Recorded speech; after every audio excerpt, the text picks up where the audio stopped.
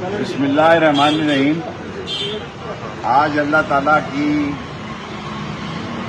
सुब्हान ताला की मदद से चौधरी यासर महमूद की अदालत से भी मुझे बरी करार दे दिया गया बिलावल और आसिफ जरदारी के केस में।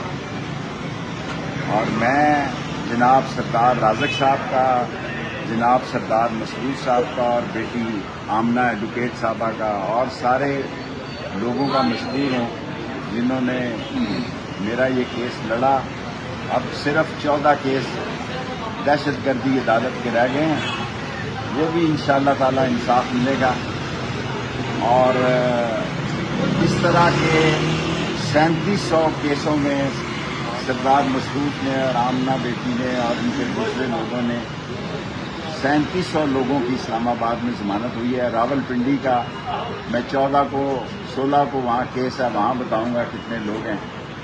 और आज जो बिलावल ने बयान दिया है कि जनाब हमारी बात सुनी नहीं जा रही, आपकी बात सुन कौन रहा है? और अगर नून और पीपल्स पार्टी में फर्क या दूरियां होती हैं तो अब इससे कोई फर्क नहीं पड़ता। इनसे जो कुछ लेना था ले लिया गया है, इनका जूस निकाल लिया गया है। ये अब भूसे का ढेर है, ये टिश्यू पेपर हैं, कोई इनकी तरफ नहीं देख रहा। और खुद कह रहे हैं हमें अंडे पड़ रहे हैं। वो एशियन टाइगर कहता है हमें अंडे और गंदे अंडे और टमाटर पड़ रहे हैं। और आपको क्या लोग इज्जत देंगे कि सारे पाकिस्तान की पढ़ी लिखी कम्युनिटी आपसे नफरत करती है, दुकानदार नफरत करता है, स्टूडेंट्स नफरत करते हैं। नफरत का निशान है आप दोनों पार्टियां। और मैं आपको यकीन से ये कहना चाहता हूं कि ये 14 के 14 केसेस जो अभी मेरे पे बाकी हैं, मैं यहाँ मौजूद ही नहीं था।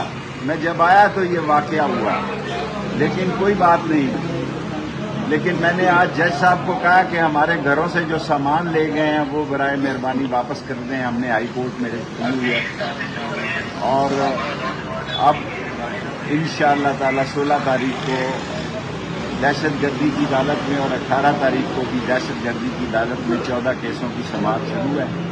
अल्लाह उसमें भी बेहतरी करे।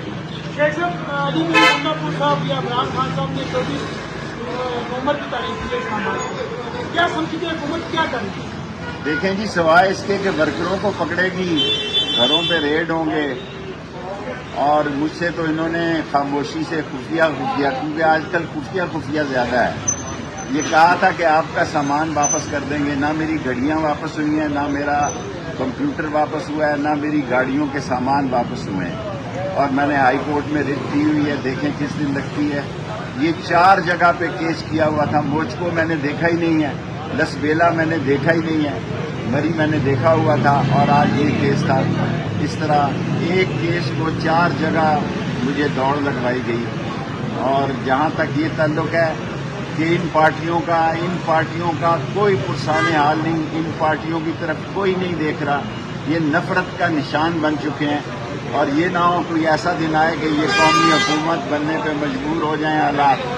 मैं हालात को इतना खराब होते देखता हूँ कि हो सकता है कि कौमी हुकूमत भी वजूद में आ जाए, क्योंकि जिन लोगों ने इनसे जितना काम लेना था वो गोली अंदर और जुआ जलंधर हो गया है। इनका काम पूरा हो गया है, ये जाएं और मजे करें।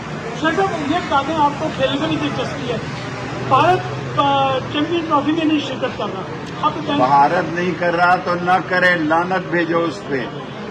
जो कश्मीर में हो रहा है, जो गजा में हो रहा है, जो मुसलमानों के साथ फलस्तीन में हो रहा है, उसमें भारत क्या किरदार अदा कर रहा है? और भारत जो है वो हमारे दुश्मनों से मिला हुआ है। ये नवाज शरीफ ही है जो भारत के साथ दोस्ती की पीढ़ियां बढ़ाता है और पगड़ियां बदलता है और साड़ियां बदलते हैं।